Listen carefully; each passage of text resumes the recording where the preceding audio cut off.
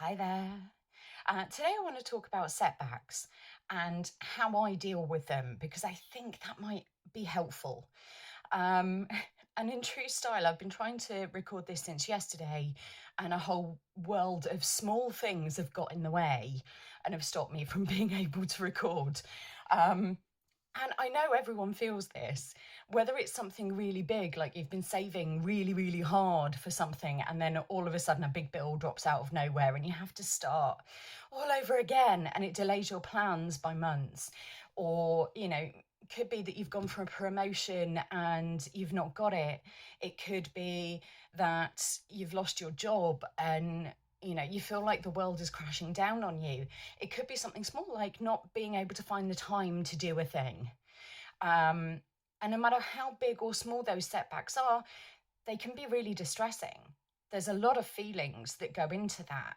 Now, I had a setback again yesterday when it comes to education.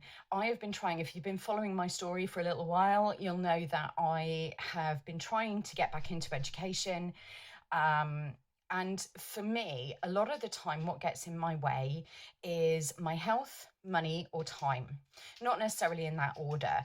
Having physical health conditions, especially invisible illnesses, can really get in the way.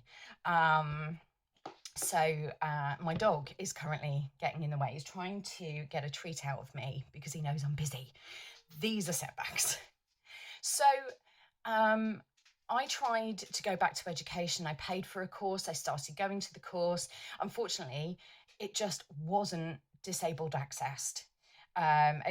sorry. And there was just no way of making it that way. It was set up by able-bodied people who just didn't think about how someone on a walking stick or crutches or a wheelchair was going to access this course. And at no point in any of their literature or the interviews or anything else like that was this raised. And I was completely honest about my physical capabilities and the restrictions. And they refused to refund me, despite the fact that I couldn't attend the course long term through no fault of my own. So I lost money. I then looked at going back to university, and I'm not going to be able to do that for a little while because I've got a wee one at home. So I looked at other education. I've done some free webinars, and I looked at doing another course. And unfortunately, there's nothing on the website about money. It asks about your financial situation, but nothing on the website about money. I had a telephone interview and they offered me a place and then told me it was going to be $8,000, which is just not doable. And the way they deal with that is they get you to pay $1,000 a month for 8 months. I don't know many people that have that kind of disposable income, let alone a disabled mum of two. And it feels like there is setback after setback.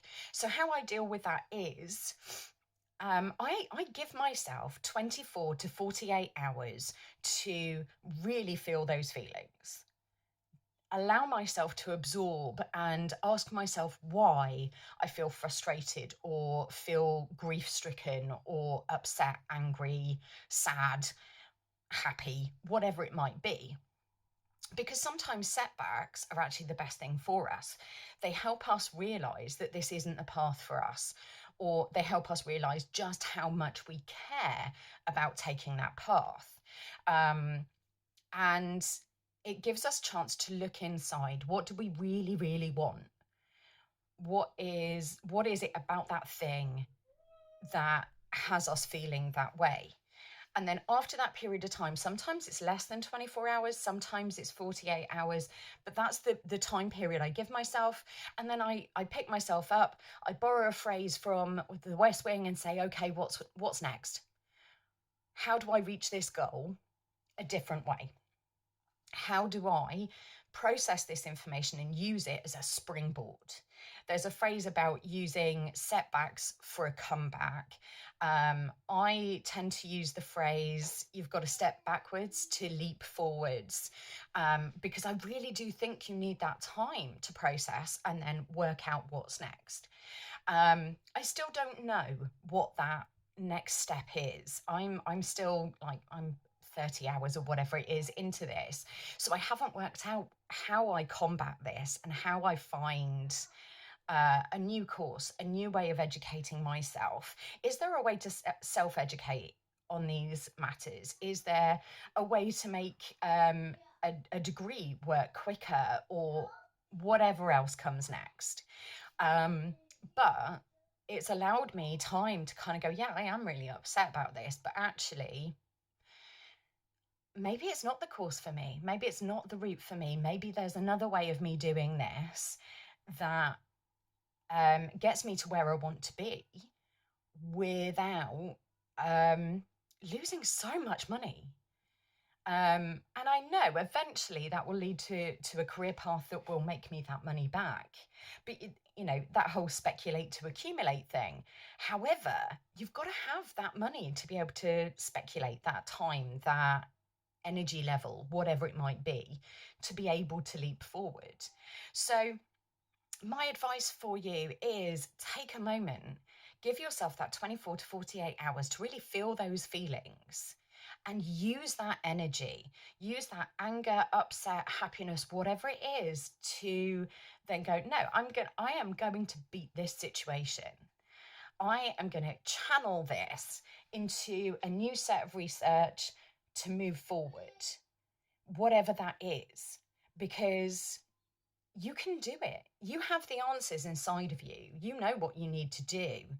You just need to process those feelings so that you can get rid of those, move those out of the way so you can logically work your way through the process. And talk to friends. Talk to a career advisor or a trusted friend, a colleague at work, your boss, whoever might have some insight into the situation. Talk to your partner, and get some insight, because sometimes you need someone from outside of your situation to point out the good things about you, the things that matter, the things that other people see that we don't, because we sometimes don't know ourselves as well as other people do.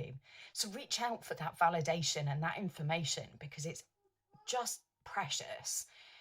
And whatever is holding you back today, use that as a way to find a way forward. I am sending you love and all of the positive vibes, because you can do this. And I will speak to you soon.